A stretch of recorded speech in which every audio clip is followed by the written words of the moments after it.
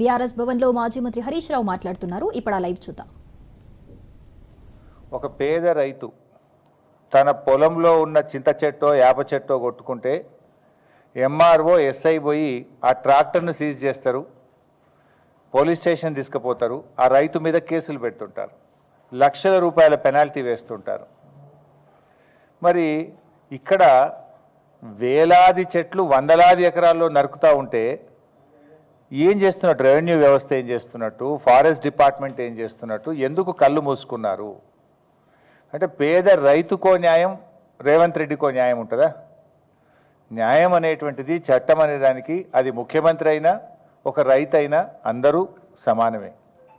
ఇక మనందరం కూడా చూస్తాం, మన హైదరాబాద్లో జూబ్లీ హిల్స్లో కావచ్చు, బంజారా హిల్స్లో కావచ్చు, హైదరాబాద్ నగరంలో ఎవరైనా ఇల్లు కట్టాలంటే మన వాల్తా చట్టం ఏం చెప్తుందంటే, వాల్తా చట్టం ప్రకారంగా వాళ్ళు ఆన్లైన్లో డిపార్ట్మెంటుకు గ్రామీణ ప్రాంతాలు అయితే 50 రూపాయలు, పట్టణ ప్రాంతం అయితే 100 రూపాయల ఛాలెంజ్ కట్టి నేను ఇల్లు కట్టాలనుకుంటున్నా, ఈ చెట్టు కొట్టాల్సిన అవసరం ఉందని దరఖాస్తు చేయాలి.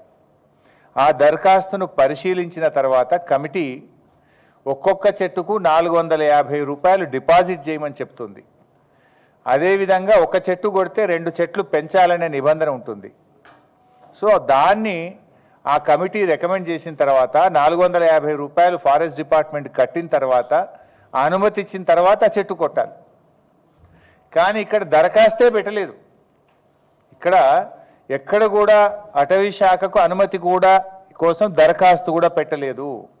చట్టం ఏం చెప్తుందంటే అటవీ భూముల్లో చెట్టు కొట్టడం కాదు, నీ సొంత పట్టా భూమిలోనైనా నీ హౌస్ సైట్లోనైనా ఎక్కడ చెట్టు కొట్టినా డిపార్ట్మెంట్ యొక్క అనుమతి తీసుకోవాలని చెప్పి మన చట్టం చెప్తుంది. అందుకే మేము చాలా సందర్భాల్లో ఎమ్మెల్యేలుగా మేము కూడా చూస్తుంటాం, మా దగ్గర ఒక రైతు తెలవక, చట్టం మీద అవగాహన లేక ఒక చింత చెట్టో యాప చెట్టో పంట పండుతలేదు, నీడలో పంట పండలేదని చెట్టు కొడితే ఆ ట్రాక్టర్ సీజ్ చేస్తారు, పనిముట్లు సీజ్ చేస్తారు, రైతు మీద కేసు పెట్టి లక్షల రూపాయల పెనాల్టీలు వేస్తుంటారు.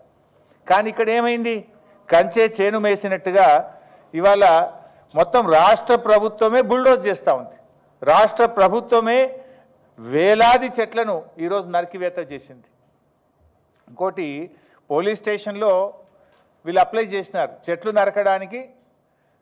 పోలీస్ స్టేషన్లో దరఖాస్తు పెట్టింది టీజీఐఐసి, ఏమని, మేము ఈ అడవిని ఇక్కడ ఉన్నటువంటి చెట్లను నరకదలుచుకున్నాము, మాకు రక్షణ ఇవ్వండి అని పోలీసులకు దరఖాస్తు చేసినారు. మరి పోలీసులు ఎవరైనా దరఖాస్తు పెడితే వాళ్ళు అడుగుతున్నది న్యాయబద్ధమైన పనా, అది చట్టానికి లోబడిన పనా కాదా అనేటువంటిది డ్యూ డిలిజెన్స్ చేసుకోవాల్సిన బాధ్యత పోలీస్ డిపార్ట్మెంట్కి ఉంటుందా ఉండదా? టీజీఐసి పెట్టిన దరఖాస్తే నేరపూరితమైనటువంటిది.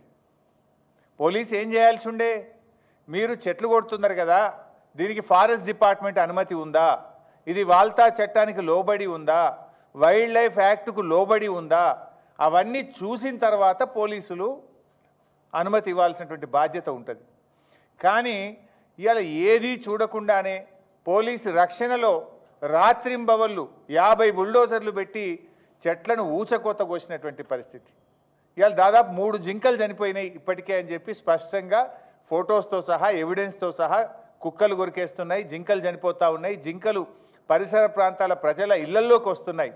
అంటే అది ఉన్నటువంటి గూడును చెదరగొట్టినప్పుడు దిక్కులేక అవన్నీ కూడా పరిసర ప్రాంతాల్లోకి పోవడం, కుక్కల దాడిలో చనిపోయేటువంటి పరిస్థితి ఏర్పడ్డది. వెనకట సినిమా యాక్టరు సల్మాన్ ఖాన్ ఒక జింకను చంపితే ఆయన జైల్లో పెట్టిండ్రు, ఒక జింకను చంపితే అతన్ని జైల్లో పెట్టిండ్రు, సంవత్సరాల తరబడి కోర్టుల చుట్టూ పోలీస్ స్టేషన్ల చుట్టూ తిరిగిండు. మరి 3 జింకలు చంపితే ఈ మరణానికి కారణం ఈ ముఖ్యమంత్రి, ఈ ప్రభుత్వం కాదా? దీని మీద న్యాయపరంగా చర్య తీసుకోవాలన్నా వద్దా? సెక్షన్ 29 ప్రకారం, సెక్షన్ 29 వైల్డ్ లైఫ్ యాక్ట్ ప్రకారంగా ఒక జింక కానీ ఒక ఎనిమల్, వైల్డ్ లైఫ్ ఎనిమల్ ఏదైనా చనిపోతే 7 సంవత్సరాల శిక్ష వేయాలని చట్టం చెప్తా ఉంది.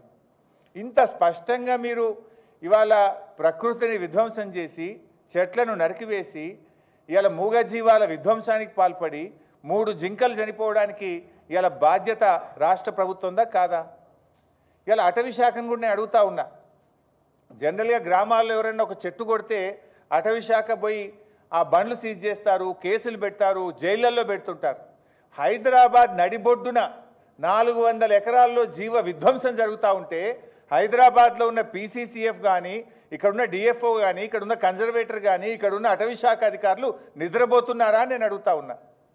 పేదవాడు తెలిసో తెలియకనో చట్టం మీద అవగాహన లేకనో తన పంట పొలానికి ఇబ్బంది జరిగి ఒక చెట్టు కొడితే కేసులు పెట్టే మీరు వేలాది చెట్లను ఊచకోత కోస్తా ఉంటే ఫ్లడ్ లైట్ల వెలుతురులో చెట్లను నరుకుతా ఉంటే మీరు నిద్రపో